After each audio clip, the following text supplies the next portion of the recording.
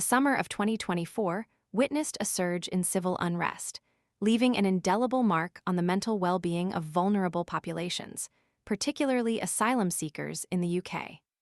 A chilling report released by the Mental Health Foundation paints a stark picture of the devastating consequences, revealing a significant decline in the mental health of this already marginalized group. This deterioration, sharply contrasted with findings from a February 2024 report, is directly linked to the escalating violence and far-right protests that grip the nation. The report, published on Tuesday, doesn't mince words. It explicitly highlights the pervasive fear and anxiety experienced by asylum seekers in the wake of these events. Mark Rowland, the chief executive of the Mental Health Foundation, poignantly summarized the situation. The racist riots of summer 2024 inflicted immeasurable harm on the mental health of many asylum seekers. We heard harrowing accounts of individuals too terrified to leave their accommodations, facing increased isolation and a crippling sense of vulnerability. Others spoke of the constant fear of attack simply for the color of their skin, a chilling testament to the pervasive racism they faced. These are not mere statistics. They are the lived experiences of individuals grappling with the trauma of displacement, uncertainty, and now, the added weight of fear for their physical safety. The report details the insidious creep of isolation, with asylum seekers confined to their temporary homes, unable to participate fully in society, and robbed of the simple freedom of movement. This forced confinement exacerbates existing anxieties, fueling feelings of helplessness and hopelessness, pushing them further into a cycle of mental distress. The report doesn't just document the problem, it offers concrete solutions. Central to its recommendations is the urgent need to grant asylum seekers the right to work after a 6-month waiting period if their claim hasn't been processed by the Home Office. This seemingly simple measure holds the potential for transformative impact, addressing both the mental health crisis and the broader economic landscape. The economic rationale is compelling.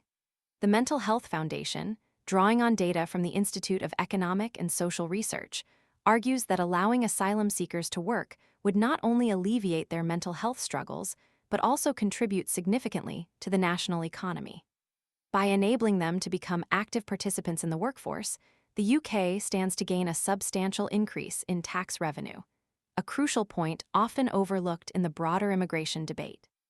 The current policy of preventing asylum seekers from working is condemned in the report as leading to workless stagnation, a self-perpetuating cycle of poverty, unemployment, and deteriorating mental health.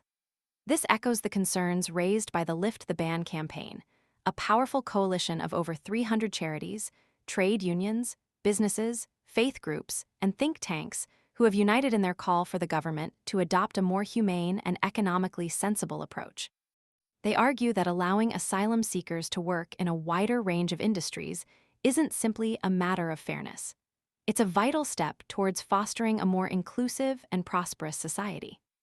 The report's findings serve as a stark reminder of the human cost of inaction.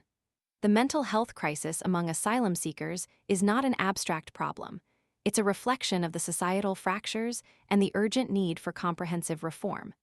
Ignoring these concerns not only condemns individuals to suffering, but also undermines the very fabric of a just and equitable society. The call for change is not just a moral imperative, it's an economic necessity. The UK has a responsibility to protect the mental well-being of its asylum seekers, and allowing them to work is a crucial step toward fulfilling that responsibility. The long-term benefits, both for the individuals and the nation, are undeniable. The time for action is now. The human cost of inaction is simply too high. The report serves as a wake-up call, urging policymakers to prioritize the mental health of asylum seekers and implement the necessary changes to alleviate their suffering and unlock their potential. The future of these vulnerable individuals, and indeed the future of the UK, depends on it.